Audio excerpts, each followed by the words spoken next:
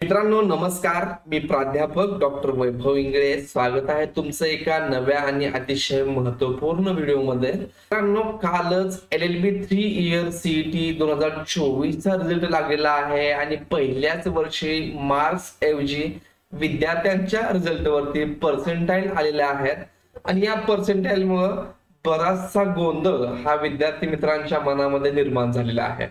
बरेचसे विद्यार्थी मित्रांचे कमेंट मध्ये मला प्रश्न आहेत, तर एवढे पर्सेंटाइल म्हणजे किती मार्क्स, तर मला एवढे मार्क्स आहेत तर मला ऍडमिशन मिळू शकेल का, स्टेप स्कोर किती आहे, मला 75% पडलेले आहेत, 80% पडलेले आहेत तर मला ऍडमिशन मिळेल का। तर त्यासाठीच हा व्हिडिओ बनवलेला आहे। बऱ्याचशा प्रश्नांची उत्तरं यामध्ये कव्हर करण्याचा मी प्रयत्न केलेला आहे। तरी तुमचे काही प्रश्न असतील तर तुम्ही कमेंट बॉक्स मध्ये विचारा। नेहमीच आपल्या चॅनल वरून विद्यार्थ्यांना रिप्लाय देण्यात येतो आणि आपलं चॅनल हे विद्यार्थ्यांच्या समस्या सोडवण्यासाठीच आहे, त्यामुळे तुमच्या कमेंटला नक्की रिप्लाय देण्याचा प्रयत्न केला जाईल। चला तर मित्रांनो सुरू करूयात व्हिडिओ।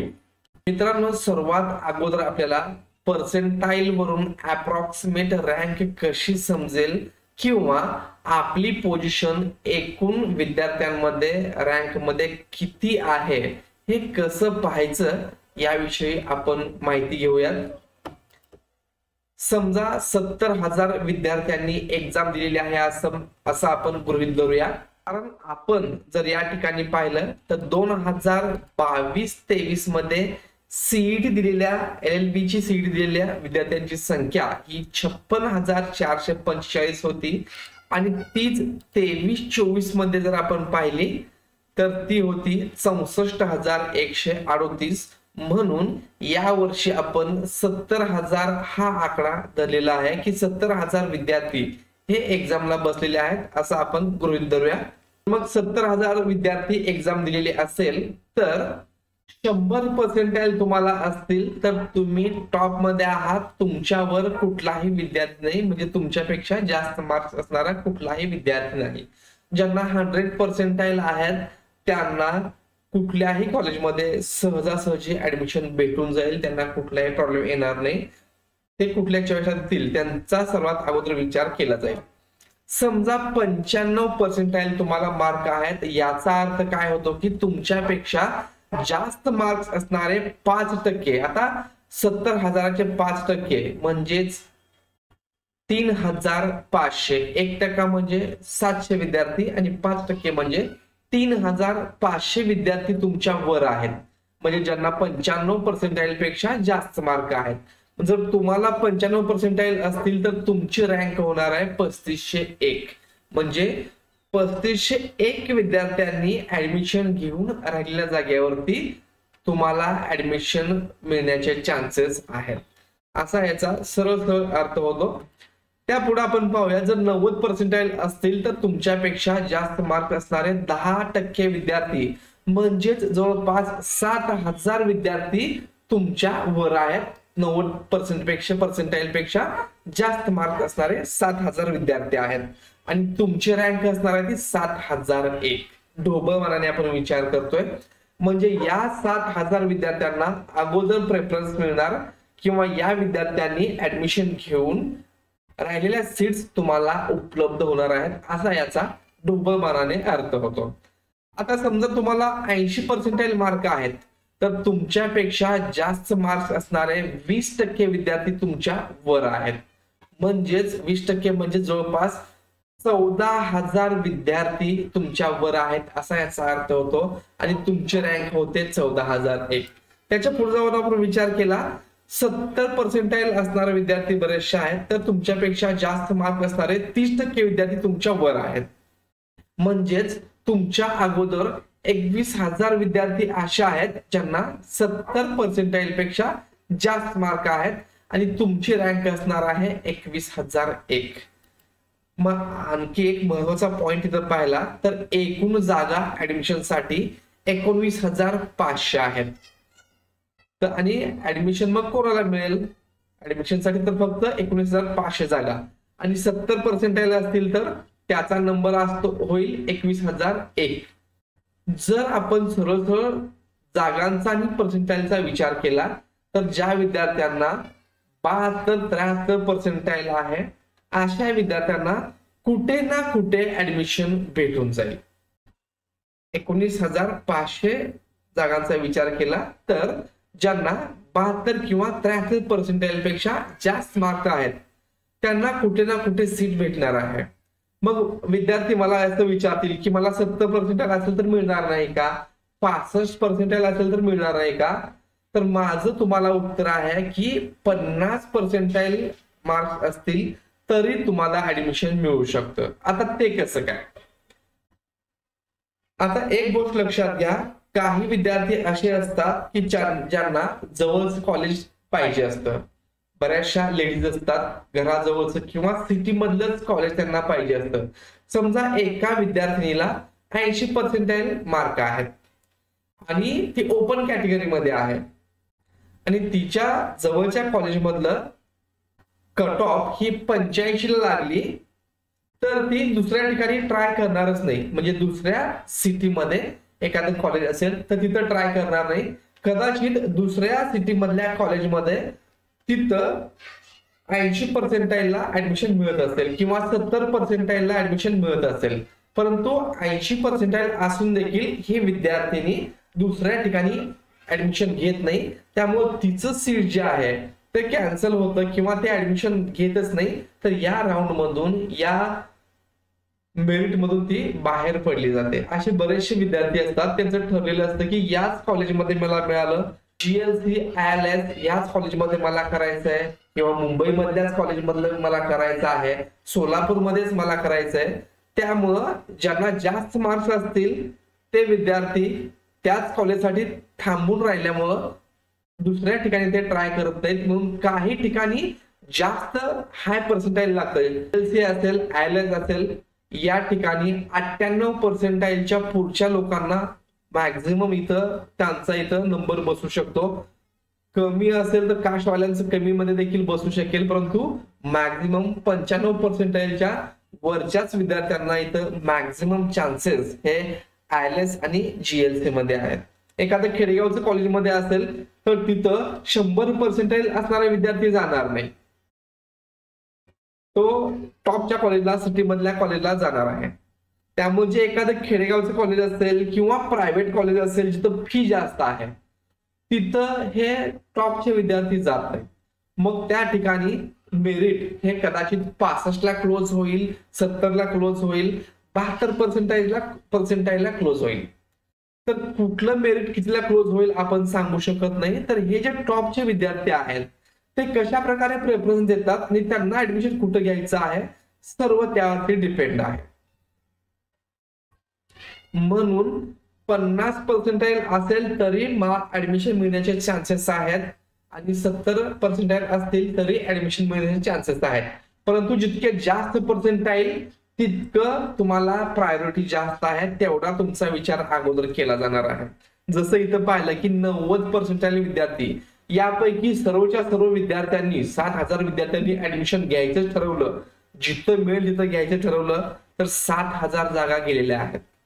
80% विद्यार्थी असणारे सर्व विद्यार्थ्यांनी ऍडमिशन घ्यायचं ठरवलं, एकाने म्हणलं नाही की मला इथंच पाहिजे तिथंच पाहिजे, तर 14,000 जागा इथं गेलेल्या आहेत.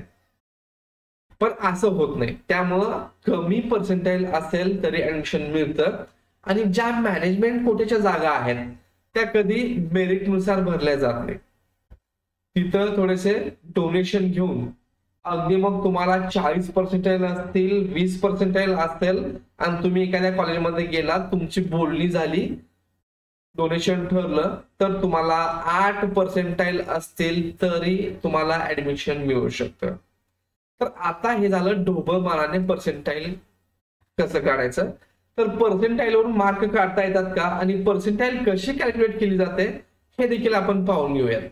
तर पर्सेंटाईल कशी काढली जाते, तर हा जो फॉर्म्युला आहे तो सीईटी सेलच्या ऑफिशियल वेबसाईटला दिलेला आहे, तोच मी इथं मराठीमध्ये कन्वर्ट केलेला आहे. विद्यार्थ्याच्या रॉ स्कोर एवढे किंवा त्याच्यापेक्षा कमी मार्क्स असणारे त्याच्या शिफ्ट किंवा सेशन मध्ये एक्झामला बसलेल्या विद्यार्थ्यांची संख्या भागिले त्या शिफ्ट किंवा सेशन मधील एकूण विद्यार्थी संख्या गुणिले 100 हा फॉर्म्युला वापरून पर्सेंटाईल हे काढले जाते.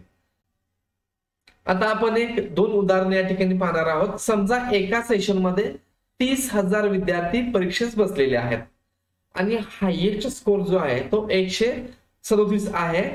तर 137 मार्क्स असतील तर त्याचं पर्सेंटाईल किती होईल? तर आता 137 म्हणजेच हा टॉपर विद्यार्थी आहे, याच्यावर कोणीही नाही. त्यामुळं इथं काय म्हणलंय, त्याच्या एवढे किंवा त्याच्यापेक्षा कमी मार्क्स असणारे विद्यार्थी, तर ते 30,000 विद्यार्थी असणार आहेत. आणि एकूण जे आहेत विद्यार्थी आपण 30,000 घेतले, तर 30,000 भागिले 30,000 गुणिले 100 या फॉर्म्युल्यामध्ये आपण हे टाकलेलं आहे. तर याचं 30,000 भागिले 30,000 उत्तर येईल 1 आणि या आलेल्या उत्तराला गुणिले आपल्याला 100 करायचं आहे. तर ते झालं तुमचं 100 पर्सेंटाईल. समजा आता त्या सेशन मध्ये 136 मार्क्स आहेत आणि 137 मार्क्स असणारे 10 विद्यार्थी असतील, तर ते 10 विद्यार्थ्यांचं पर्सेंटाईल 100 दाखवणार आहे. आता 136 मार्क्स असणारे काही विद्यार्थी असतील, तर मग त्यांची रँक काय असणार आहे? हे 137 असणारे 10 विद्यार्थी गेले म्हणजे 30,000 मधून 10 कट केले तर 29,990 राहतात. म्हणजेच 136 मार्क्स असणारे किंवा 136 पेक्षा कमी मार्क्स असणारे 29,990 विद्यार्थी आहेत. कारण 10 विद्यार्थी 137 मार्क्स असणारे आहेत, त्यांचं पर्सेंटाईल 100 झालं. तर आता हे 10 विद्यार्थी या 30,000 मधून आपण वजा केले तर 29,990 राहतात. तर 29,990 भागिले एकूण विद्यार्थी 30,000 आहेत, म्हणून 29,990 भागिले 30,000 आणि आलेल्या उत्तराला गुणिले आपल्याला 100 करायचं आहे. आता 29,990 भागिले 30,000 आपण केलं तर 0.999666 येईल. त्याला मल्टिपल 100 आपण केलं तर उत्तर येईल 99.969696 पर्सेंटाईल. म्हणजे तुमचं हे पर्सेंटाईल झालं. तर अशा प्रकारे पर्सेंटाईल हे कॅल्क्युलेट केलं जातं. एकूण किती विद्यार्थ्यांना तुमच्यापेक्षा तुमचा रॉ स्कोर जे आहे त्यापेक्षा किती विद्यार्थी कमी मार्क्स असणार आहेत ही माहिती आपल्याला पाहिजे. ही माहिती सध्या तुम्हाला उपलब्ध नाहीये. सीईटी सेलकडे हा डेटा आहे, तो आपल्याला मिळालेला नाही. तर तो जेव्हा डेटा मिळेल तर तुम्ही तुमचं रँक ऍक्युरेट आहे का नाही ते चेक करू शकता. आता दुसरा एक प्रश्न आहे विद्यार्थ्यांचा की पर्सेंटाईल वरून मार्क्स कसे काढायचे. तर विद्यार्थी मित्रांनो, पर्सेंटाईल वरून मार्क्स हे काढता येत नाहीत. या पर्सेंटाईल वरून तुम्हाला रँक समजू शकते आणि रँक कशी काढायची आता आपण पाहिलंच. त्यासाठी आपल्याला आपलं पर्सेंटाईल माहिती असणं गरजेचं आहे. जे तुम्हाला रिझल्ट मध्ये तुमचं पर्सेंटाईल आलेलं आहे ते पाहायचं आणि एकूण परीक्षेला किती विद्यार्थी बसलेले आहेत त्यांची संख्या माहिती असणं गरजेचं आहे. ही देखील एकूण विद्यार्थ्यांची संख्या आणखीन आपल्याला मिळालेली नाही, परंतु पाठीमागच मी तुम्हाला आत्ताच सांगितलं की 2022-23 मध्ये 56,000 विद्यार्थी, 23-24 मध्ये 64,000 विद्यार्थी आणि आता जर आपण विचार केला तर जवळपास 80,000 विद्यार्थी परीक्षेस बसले आहेत असं जर आपण ठरवलं तर या पर्सेंटाईल वरून मार्क आपल्याला काढता येऊ शकतात. तर त्याचा हा फॉर्म्युला आहे 1+100 मायनस विद्यार्थ्याला मिळालेले पर्सेंटाईल. म्हणजे 100 पर्सेंटाईल मधून तुम्हाला जे पर्सेंटाईल मिळालेले आहेत 98 मिळाले असतील, 90 मिळाले असतील, 70 मिळाले असतील ते वजा करायचं, त्याला भागिले 100 करायचं आणि गुणिले त्या शिफ्ट मधील किंवा एकूण विद्यार्थी संख्या जी आहे म्हणजे जी आता आपण 80,000 गृहीत धरलेली आहे. तर याच्यामध्ये जर आपण पाहिलं की एका विद्यार्थ्याला 79.96 पर्सेंटाईल आहेत तर एकूण पर्सेंटाईल 100, त्यामधून आपण 79.86 पर्सेंटाईल वजा केलं तर ते येईल 10.15 भागिले त्याला 100 केलं तर ते होईल 0.10154313 त्याला गुणिले 80 करायचं आहे तर ते येईल 8,123 प्लस 1 म्हणजे त्या विद्यार्थ्यांची 80,000 विद्यार्थ्यांमध्ये 8,124वी रँक असणार आहे. जर 80,000 विद्यार्थी एक्झामला बसले असतील आणि एखाद्या विद्यार्थ्याला 79.86 पर्सेंटाईल असतील तर त्याची रँक असणार आहे 8,124. 100 पर्सेंटाईल असेल तर त्याची रँक असणार आहे 1. 99% पर्सेंटाईल असतील तर त्याची रँक असणार आहे 4-5 अकॉर्डिंग टू एकूण विद्यार्थ्यांची संख्याला त्यांना किती मार्क्स पडले त्यावर. तर अशा प्रकारे पर्सेंटाईल वरून तुम्ही रँक काढू शकता। परंतु एकूण किती विद्यार्थी या एक्झामला बसलेले आहेत याचा जर तुम्हाला आकडेवारी मिळाली तर तुम्ही तुमचे पर्सेंटाईल 100 मधून वजा करून घ्या, त्याला भागिले 100 करा आणि गुणिले 80 करा आणि +1 करा। या फॉर्म्युल्यानुसार तुम्ही तुमची रँक डिसाइड करू शकता। आणि 19,500 एकूण सीट्स आहेत आणि तुमची रँक 19,500च्या आतमध्ये येत असेल तर तुम्हाला कुठल्या ना कुठल्या कॉलेजला, प्रायव्हेट असेल, गव्हर्नमेंट एडेड असेल, कुठल्या ना कुठल्या कॉलेजला ऍडमिशन हे भेटून जाईल। तर मित्रांनो, व्हिडिओ मधून बऱ्याचशा प्रश्नांची उत्तरं ही तुम्हाला मिळालेली असतील असं आशा करतो। तरी तुमचे काही प्रश्न असतील तर कमेंट बॉक्स मध्ये सांगा, मी ते सोडवण्याचा नक्की प्रयत्न करीन। आणि आणखीन तुम्ही चॅनलला सबस्क्राईब केलं नसेल तर चॅनलला सबस्क्राईब करा, आपला टेलिग्राम आणि व्हॉट्सअपच्या ग्रुपला जॉईन करून घ्या। असेच नवीन संपूर्ण अपडेट तुम्हाला मिळत राहतील। धन्यवाद।